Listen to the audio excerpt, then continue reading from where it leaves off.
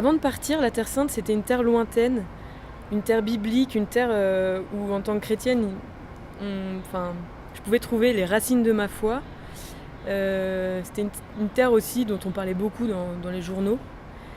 Mais voilà, c'était une terre vraiment lointaine, faite de bédouins et de tentes un peu. Maintenant que je suis là depuis quelques temps, la Terre Sainte, c'est beaucoup plus complexe que ça, beaucoup plus coloré aussi, beaucoup plus réaliste bien sûr. C'est effectivement le berceau de ma foi, enfin de ma foi chrétienne clairement.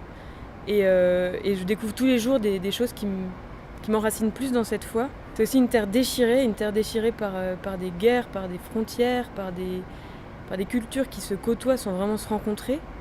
C'est une terre de contraste dans les paysages, dans les cultures, encore une fois. La culture arabe côtoie la culture juive qui est elle-même une mosaïque de cultures.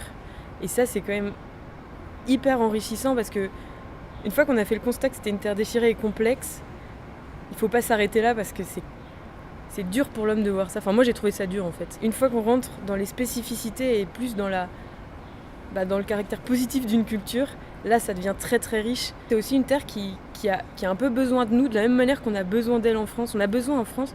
Moi, je me rends compte maintenant que si j'avais pas été ici, j'aurais pas compris beaucoup de choses. Faites le chemin de Gethsémani à Saint-Pierre-en-Gallicante et vous comprenez ce que Jésus a fait le jeudi saint au soir. C'est hyper concret. C'est pas du tout un truc mystique qu'on projette chaque année. Et à l'inverse, comprendre notre culture chrétienne sans venir ici, c'est l'appauvrir totalement. Donc c'est vraiment un aller-retour entre ma culture qui n'est pas du tout d'ici et en même temps mes racines qui sont notamment ici.